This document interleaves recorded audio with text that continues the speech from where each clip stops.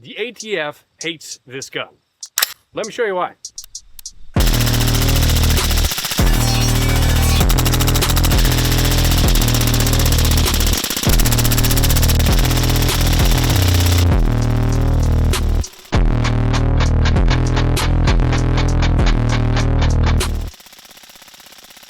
Today on POV, we are talking about the Griffin. What do we have here? I was just about to get there. Sure you were, bud. This is the Griffin MK2. So this right here is a Illegal SBR machine gun?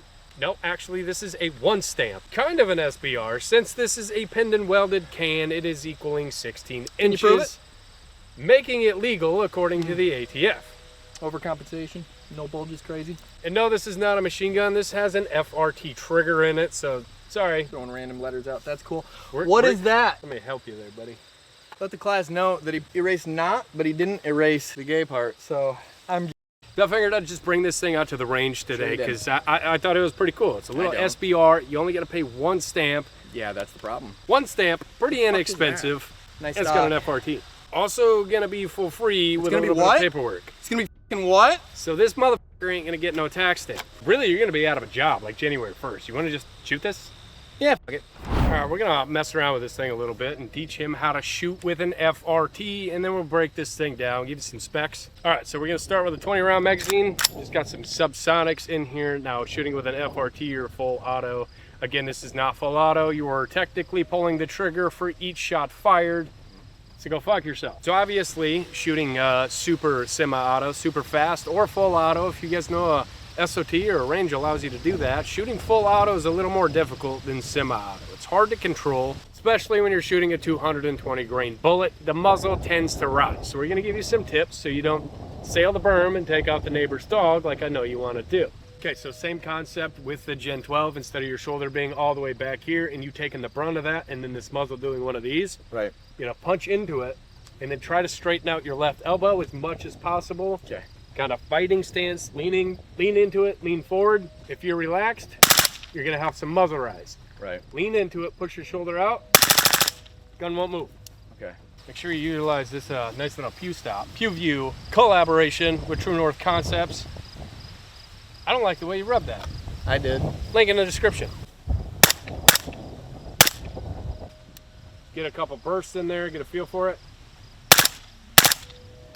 Lean hurt. This is supersonic. It's going to recoil a little bit more. Couple bursts.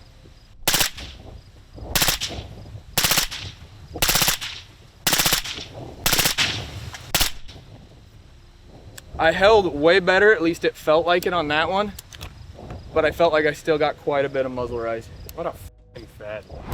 All right, now we'll try to be a little more serious about this. So this is the Griffin Armament MK2. This is a 9.5 inch barrel with a pinned and welded suppressor from Griffin on it, making it a one stamp. So you don't need to do your paperwork and fingerprints and all that fun shit for your can and your SBR separate. One form, you're basically just doing the tax stamp for the suppressor. And again, like we were talking about earlier, January 1st, you won't have to pay that. So we gotta hire Colton to load some mags for us. So this is a completely ambi gun. The only thing that we have done a little bit different is obviously add the FRT, the Pew Stop, the light, and the EO tag. Shout out to Optics Planet. Use that code right there if you guys are looking for any optics. And on top of this, we got True North Concepts' new riser for an EO tech or whatever optic you wanna run on it. Griffin Armament's own charging handle up here. They got their butt stock. I changed this out for a B5 just because I like the angle a little bit better. So anyways, we got some supersonic Mark 1 147 grain 300 blackout right here,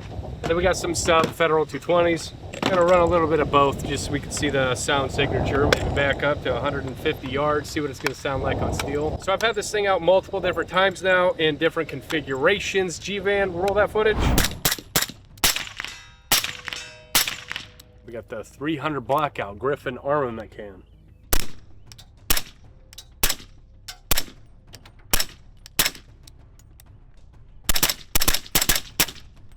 Got that first round pop, just like every other can. Super, sub, back up a couple hundred yards and send a subsonic round through this, well, forehead here and see if we get any damage. Now, I'm not actually positive that I hit this. It just kind of sounded like a hit, but obviously we're rocking a 1-6. I can't really see very much detail, so walk up, check it out. Yep. I see a bunch of blood on the table, so that's a good sign. Blood mixed with gas, or glass gas. Where'd you get hit, dude? Oh, I hit him right here in the side of the temple. I barely hit that. Look at that.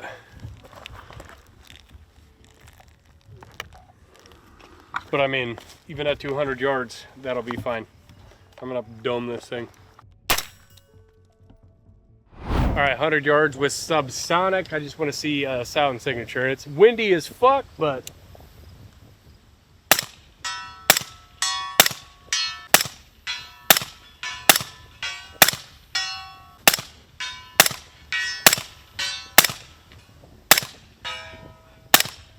all right, switching over to supersonic.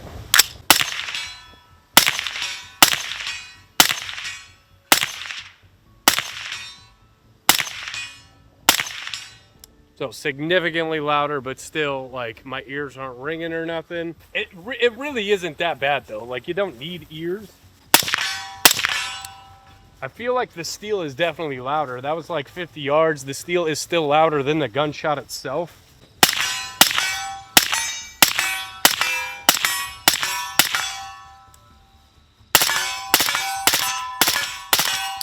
All right, we're standing at about 30. I'm gonna flip this over to FRT and see if I can keep it on a D-zone steel plate with subsonic 220s to see how controllable it is.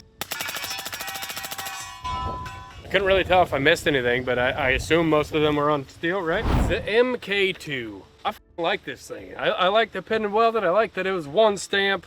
I don't. I obviously enjoy the FRT. This is a super sick little package. All the ambi controls, I think everything is like super comfortable. Enjoy their charging handle. Nobody does. Decent stocks. Depends on who's asking. Awesome suppressor, especially with subsonic ammunition. Works great. I'll give you that one. These things are about $2,000. What do you think? They're worth it? $2,000 with a can. You can buy a Colt single action Army for the same price, and it is just a far superior, higher capacity, better round. It's what you need for an all-day carry. Everyday carry, all-day carry, whatever you want. Okay? So again, around $2,200 for a rifle with a suppressor. I mean, if you buy a PSA and go get the full-length handguard with a suppressor to sit in it, get like the honey badger at home look, you're probably about there anyways. And this is a decent option. Griffin makes good shit. They've been around for a while. It is a beautiful gun. It is a good gun. It's even better with an FRT in it. That's pretty dope.